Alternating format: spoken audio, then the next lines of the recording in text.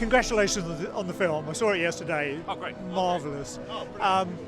How much of a challenge was it, firstly, taking Paddington out of his native London and putting him in a whole new environment?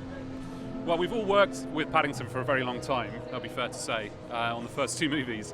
So it kind of felt natural because we know him so well. It felt like taking him somewhere else was the natural thing to do.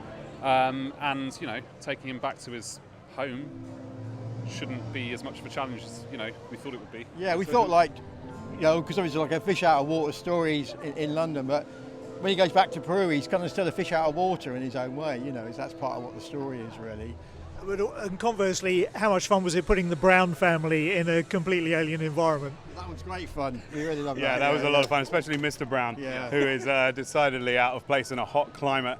So that was a lot of fun, and we enjoyed that a lot, yeah. The whole thing starts as a supposed family holiday that obviously goes a little bit awry. But yeah, that was a very good, fun part of it. And the enduring appeal of Paddington is obviously he's the best and in some ways the most human that you could get.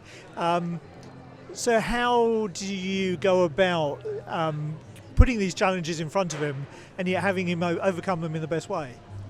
Well, the thing with Paddington is that he's got such a good, strong moral compass, and he knows right and wrong, and he's got a sort of a rod of iron in his back about what about being kind and polite.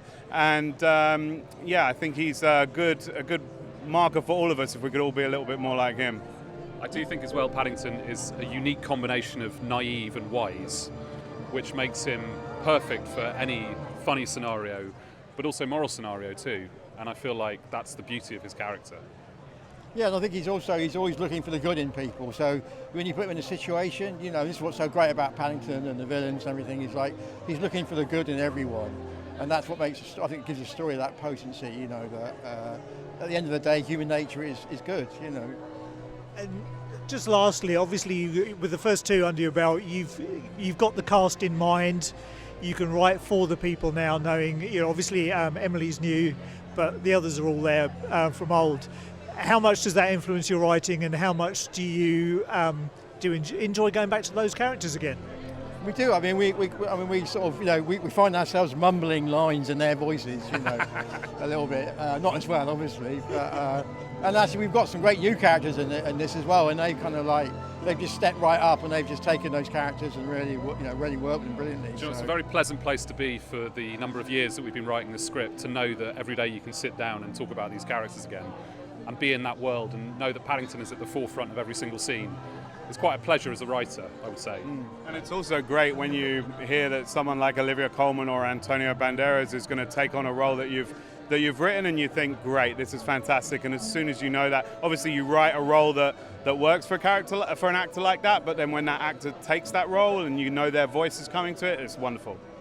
Congratulations on your work, and enjoy your premiere today. Thanks so much. Thanks for coming. Yeah. Ladies and gentlemen, you're watching Hey You Guys! Hey, you guys! Hey, you guys! Hey, that's what they all say. Hey, you guys! Hey You Guys!